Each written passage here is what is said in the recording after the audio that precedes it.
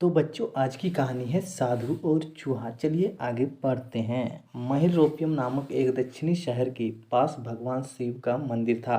वहाँ एक पवित्र ऋषि रहते थे और मंदिर की देखभाल करते थे। वे भिक्षा के लिए शहर में हर रोज जाते थे और भोजन के लिए शाम को वापस आते थे। वे अपनी आवश्यकता से अधिक एकत्र कर लेते थे और बाकी का बर्तन में डालकर गरीब मजदूरों में बांट देते थे, जो बदले में मंदिर की सफाई करते थे और उसे सजावट का काम किया करते थे। उसी आश्रम में एक चूहा भी अपने बिल में रहता था और हर रोज कटोरे में से कुछ ना कुछ भोजन चुरा लेता था। जब साधु को एहसास हुआ कि एक चूहा भोजन चोरी करता है, तो उन्होंने इससे रोकने के लिए सभी तरह की कोशिशें की। उन्होंने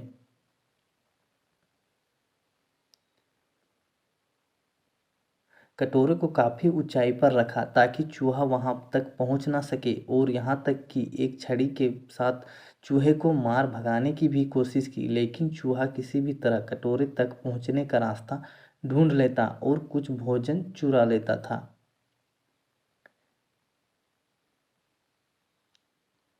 एक दिन एक भिक्षु मंदिर की यात्रा करने के लिए आए थे, लेकिन साधु का ध्यान तो चूहे को डंडे से मारने में था और भिक्षु से मिल भी नहीं पाए। इसे अपना अपमान समझ भिक्षु क्रोधित होकर बोले, आपके आश्रम में फिर कभी नहीं आऊंगा, क्योंकि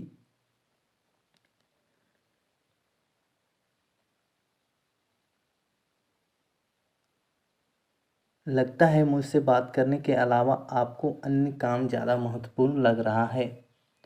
साधु विनम्रतापूर्वक चूहे से जुड़ी अपनी परेशानियों के बारे में भिक्षुक को बताते हैं कि कैसे चूहा उनके पास से भोजन किसी न किसी तरह से चुरा ही लेता है।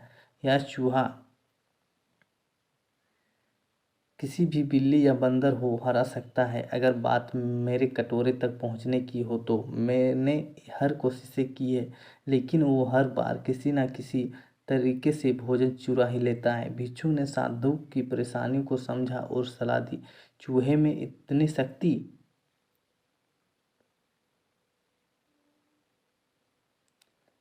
आत्मविश्वास और चंचलता के पीछे अवश्य ही कुछ न कुछ कारण होगा।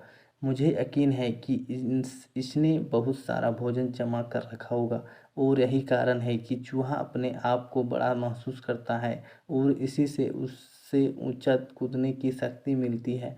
चूहा जानता है कि उसके पास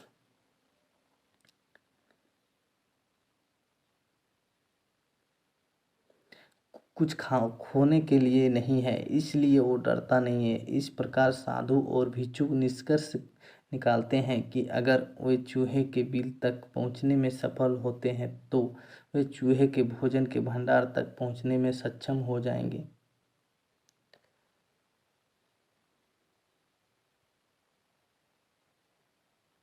उन्होंने फैसला किया कि अगली सुबह वो चूहे का पीछा करेंगे और उसके बिल तक पहुंच जाएंगे। अगली सुबह वो चूहे का पीछा करते हैं और उसके बिल के प्रवेश द्वार तक पहुंच जाते हैं। जब वे खुदाई शुरू करते हैं तो देखते हैं कि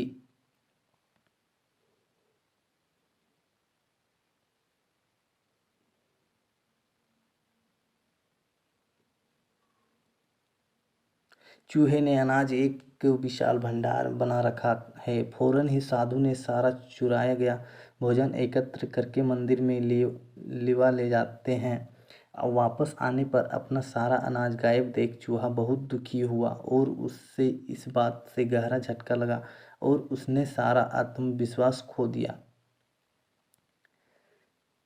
अब चूहे के पास भोजन का भंडार नहीं था, फिर भी उसने फैसला किया कि वो फिर से रात को कटोरे से भोजन चुराएगा।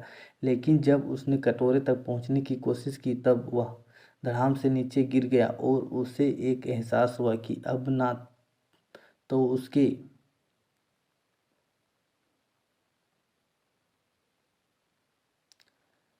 उसी समय साधु ने भी छड़ी से ऊपर हमला किया। किसी तरह चूहे ने अपनी जान बचाई और भागने में कामयाब रहा और फिर वापस मंदिर कभी नहीं आया। यदि हमारे पास भी संसाधनों की कमी ना हो तो हम में भी अद्भुत शक्तियाँ और आत्मविश्वास की कमी कभी नहीं या कमी कभी नहीं आ